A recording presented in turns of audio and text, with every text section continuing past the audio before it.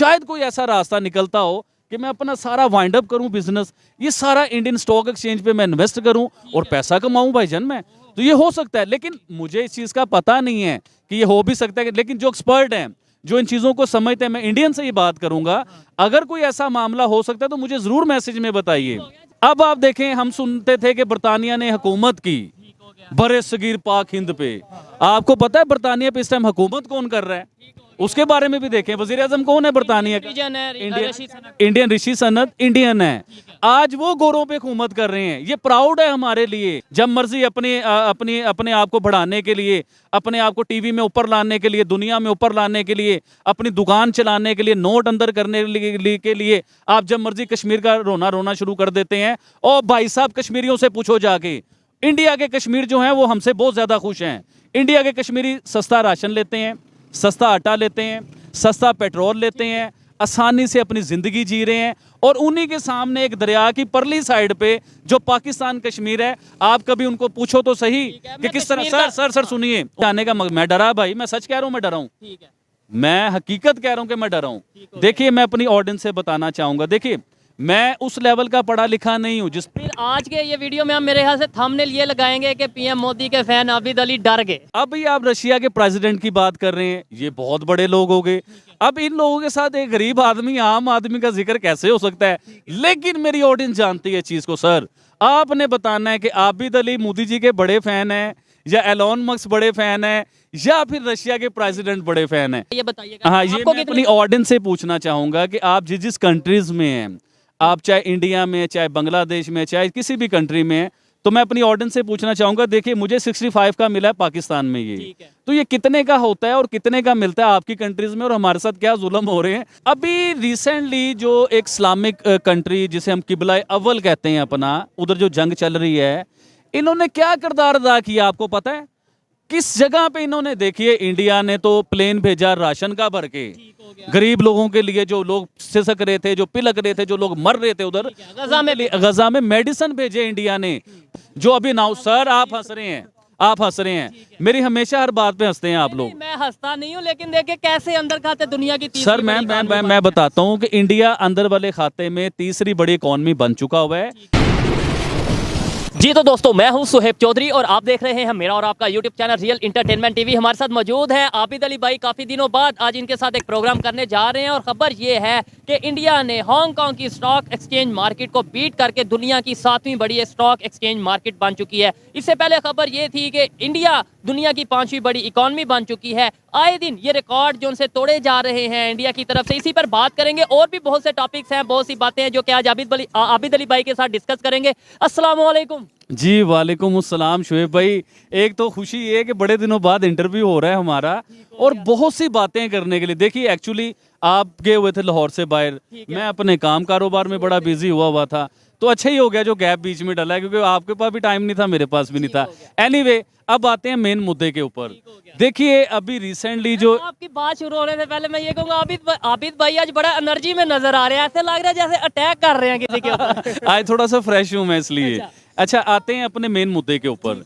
देखिए शुएब भाई, अभी जो आपने खबर सुनाई कि हांगकांग दुनिया की एक पावर बना हुआ था, इकोनॉमी में भी, स्टॉक एक्सचेंज में भी, हर चीज में वो पावरफुल बना हुआ था।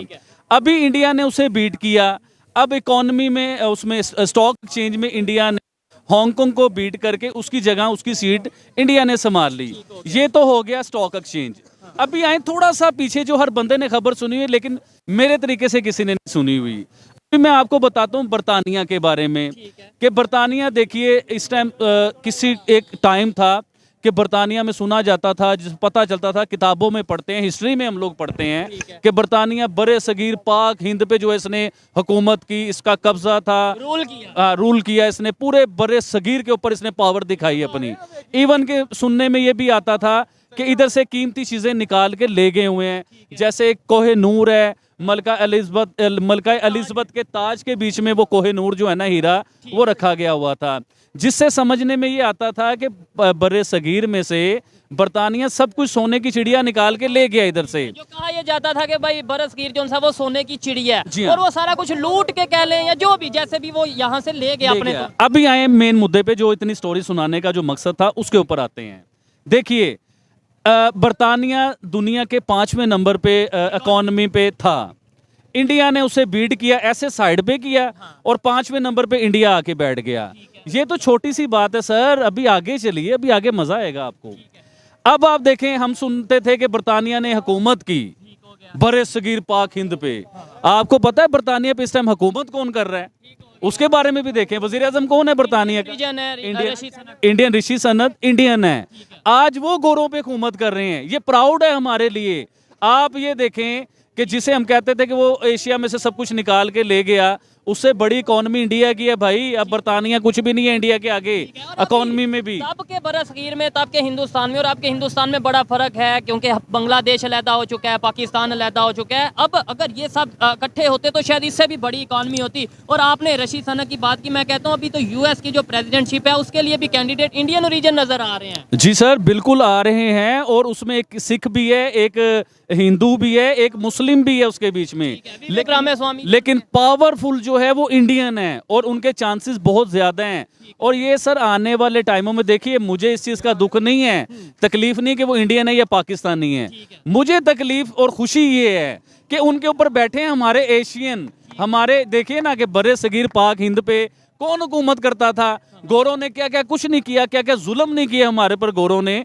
आज देखें इंडियन उनके ऊपर मुसल्लत हो चुके हुए हैं। तो मैं इंडियन को सलूट करता हूं और इंडियन से ज्यादा प्राइम मिनिस्टर मोदी पे सलूट करना चाहूंगा। उन्हें क्यों सलूट करना चाहूंगा? कि उन्होंने अपने लोगों को पावरफुल बनाया, अपने लोगों को स्टडी से पावर दी, अपने लोगों को देखिए आज कहां से कहां ले गए कि दुनिया में इंडिया इंडिया हो रहा है भाईजान। उन्होंने अब ये भी प्रॉमिस किया है कि अगर थर्ड टेन्योर उनका आता है, तीसरी दफा हुकूमत आती है, तो वो तीसरी बड़ी इकोनॉमी दुनिया की। उसके बारे में बताता हूँ। 4 ट्रिलियन जो है ना मौजूदा उनकी इकोनॉमी है। 4 ट्रिलियन। हाँ जी। अभी वो 5 ट्रिलियन का उन्होंने प्रॉमिस किया है। नेक्स्ट ईयर जो है वो 5 ट्रिलियन पे जाएंगे इंडियंस। उनका टारगेट है ये।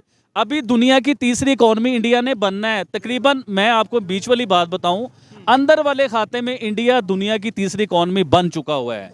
जो अभी नाउ सर आप हंस रहे हैं, आप हंस रहे हैं। मेरी हमेशा हर बात पे हंसते हैं आप लोग। मैं हंसता नहीं हूँ, लेकिन देखिए कैसे अंदर खाते दुनिया की तीसरी सर मैं बताता हूँ कि इंडिया अंदर वाले खाते में तीसरी बड़ी इकोनॉमी बन चुका हुआ है।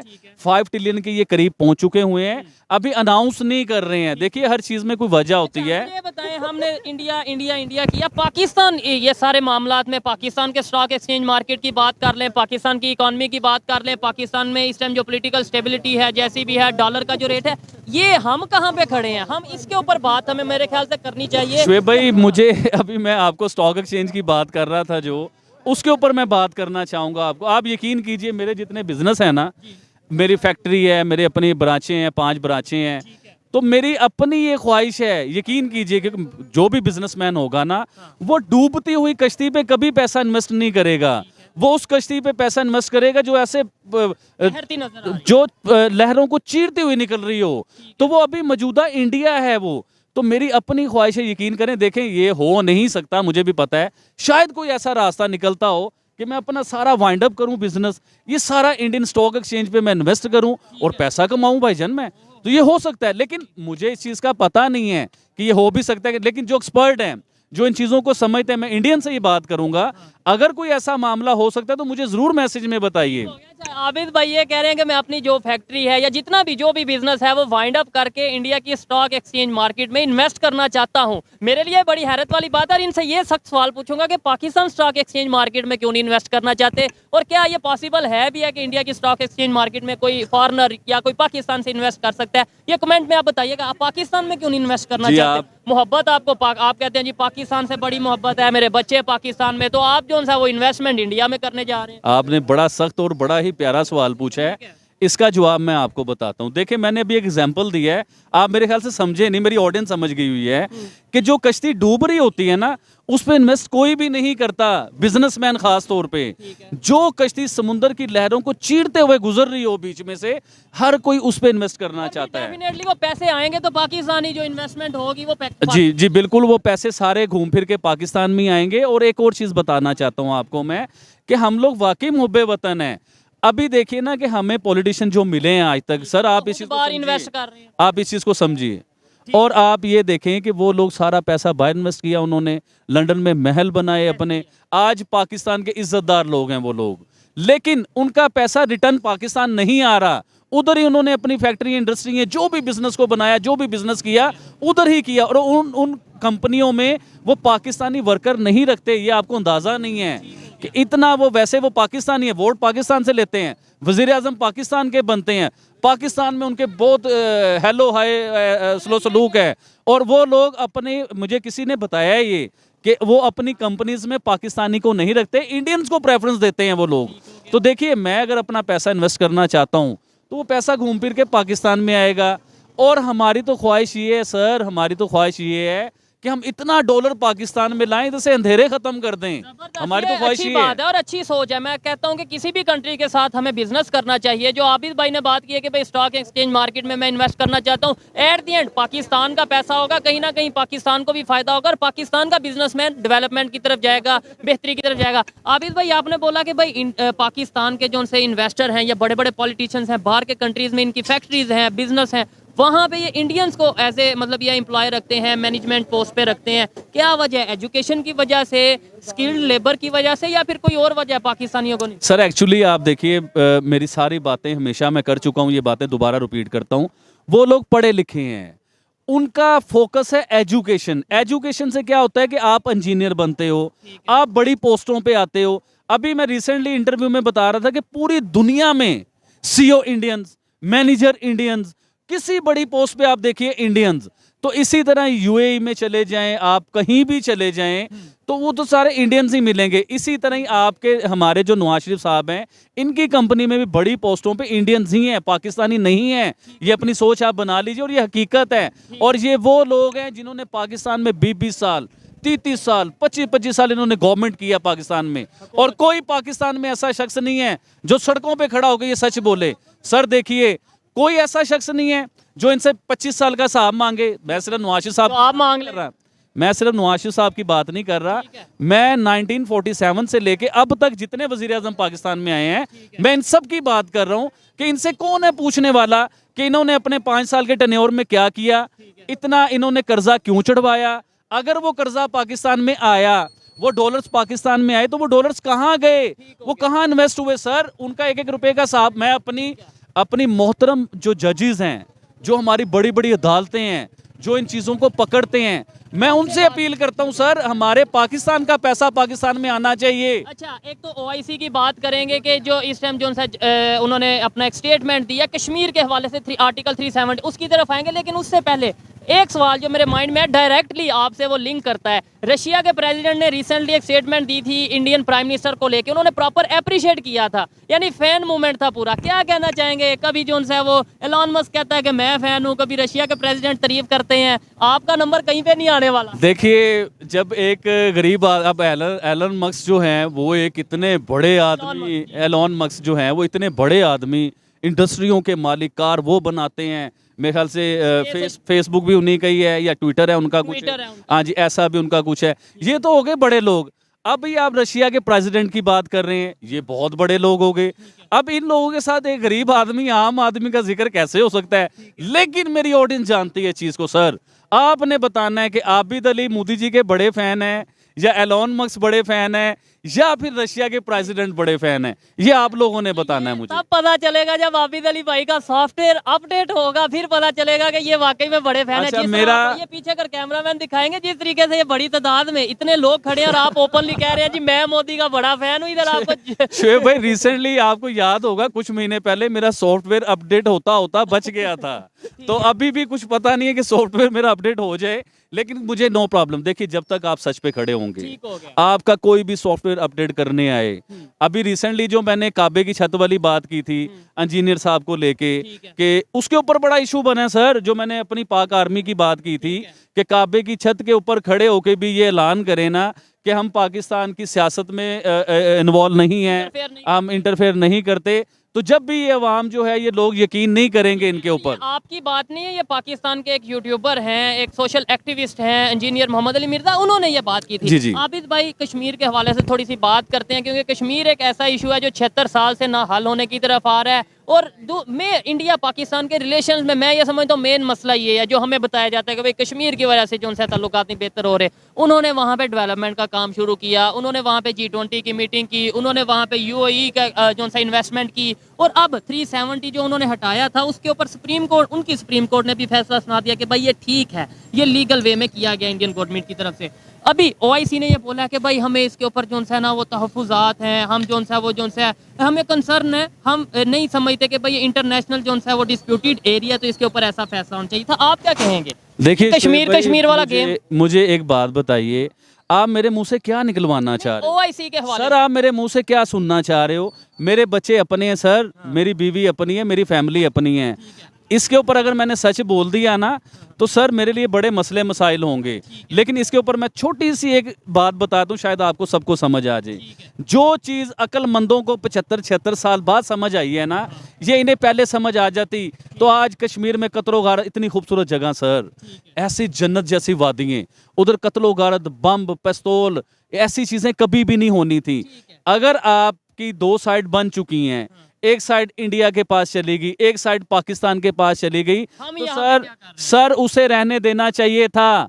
अगर आप कश्मीर की बात करते हैं, खुदारा ये हाथ जुड़े हुए हैं, फजूल ड्रामा ना किया करें कश्मीर के ऊपर। जब मर्जी अपने आप को बढ़ाने के लिए, अपने आप को टीवी में ऊपर लाने के लिए, दुनिया में ऊपर लाने के लिए, अपनी दुकान चलाने के लिए, नोट अंदर करने के लिए आप जब मर्जी कश्मीर का रोना शुरू कर देते हैं। और भाई साहब कश्मीरियों से पूछो जाके, इंडिया के कश्मीर जो हैं वो हमसे बहुत ज़्यादा खुश हैं। इंडिया के कश्मीरी सस्ता राशन लेते हैं, सस्ता आटा लेते हैं, सस्ता पेट्रोल लेते हैं, आसानी से अपनी ज़िंदगी जी रहे हैं। और उन्हीं के सामने एक दरिया की परली साइड पे जो पाकिस्तान कश्मीर है, आप कभी उनको पूछो तो सही कि किस तरह, सर सुनिए, उनसे आप पूछिए कि वो किस तरह अपनी ज़िंदगी गुजार रहे हैं। उनके पास खाने को अच्छा राशन नहीं है, उनका पेट्रोल बहुत महंगा है, बिजली बहुत महंगी है, और उनके वज़ीर आज़म के आप ऐलान सुनो ना तो अजीबो गरीब ऐलान करते हैं वो। उनके वज़ीर आज़म को मैसेज देता हूँ कि सर आप अपने हमसाए इंडिया से कुछ सीख लीजिए, अपने लोगों को फ़ायदा देना सीखें, अपने लोगों के लिए जीना सीखें। आज इंडिया के कश्मीरियों को आप कहो कि आपने पाकिस्तान आना है, पाकिस्तान के कश्मीर में आना है, तो आपको ऐसा जवाब देंगे, आपको समझ आ जाएगी। ये नए से नए टेररिज्म, नए से नए बम धमाके, नए से लोगों को मारना, इससे बाज आओ, खुदा का वास्ता बाज आओ। अच्छा मुझे बताएं, OIC की आज के दौर में मतलब ये कहा जाता था कि भाई जितने भी इस्लामिक कंट्रीज़ हैं, यूनिटी है, ये सब कुछ है, ठीक है, क्या मुस्लिम कंट्रीज़ हैं, क्या आपको लगता है कि भाई इनकी कोई स्टेटमेंट की कोई वैल्यू है? या इनसे मैं ये कहता हूँ अगर इतनी वैल्यू होती तो आज जो इस टाइम ये फ़लस्तीन का इशू चल रहा है ये खत्म हो जाए। सर दुनिया में मुस्लिम कंट्रीज कितनी हैं? 57 ऑलमोस्ट, अब 57 ऑलमोस्ट मुसलमानों की कंट्रीज हैं। अब आप 57 को एक तरफ कर लो, भारत को एक तरफ कर लो, आप 57 मुल्क किसी बात के ऊपर कोई बयान देते हैं ना, तो उसकी 57 की वो वैल्यू नहीं होती जो एक भारत की वैल्यू होती है। क्यों?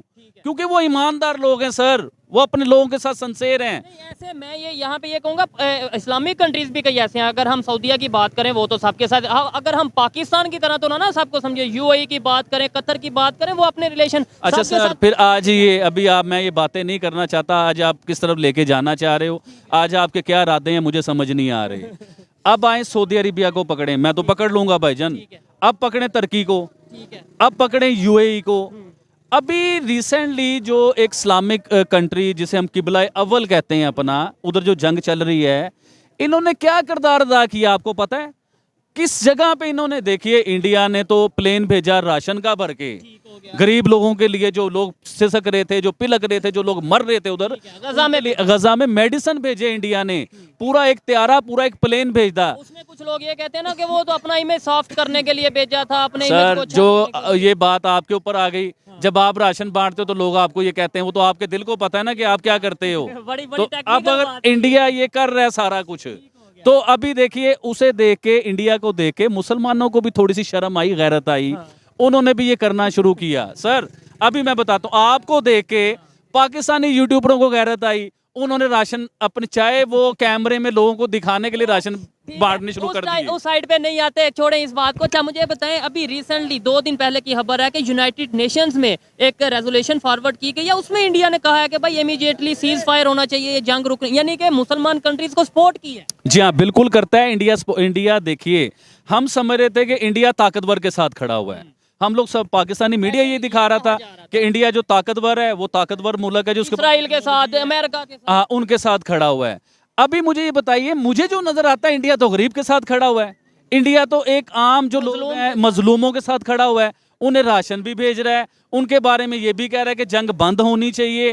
तो सर, गलत खबर हमारा मीडिया घुमा फिरा के हमारे मुंह पे मार देता है और उस खबर को हम सुनना चाहते हैं। और आपकी मेहरबानी शुएब भाई, मुझसे ऐसी बातें ना निकलवाया करें। मैं बहुत सी बातें कंट्रोल कर जाता हूं बीच में, मैं नहीं बोलना चाहता। इस बात में कोई शक नहीं है कि आबिद भाई जैसा जो इंसान है अक्सर मार इसी वजह से खाता है कि वो स्ट्रेट फॉरवर्ड जो दिल में होता है, जो माइंड में होता है, वो बात कर देता है और उससे शायद बहुत सी चीजें फेस भी करना पड़ती हैं। आबिद भाई नॉर्मल करते हैं माहौल को। मुझे ये बताएं, जैकेट बड़ी प्यारी पहनी है, बड़ी शाइन कर रही है। Thank you. किधर से ली है और कितने की ली है? यार एक्चुअली आपको पता है कि मैं मेड इन पाकिस्तान पे बहुत ज्यादा फोकस करता हूँ, लेकिन ये पाकिस्तानी जैकेट नहीं है। तो फिर मेड इन पाकिस्तान को क्या बताता हूँ ना। अब आप मुझे कोई गिफ्ट दो तो मैं क्या आपसे गिफ्ट लूंगा नहीं।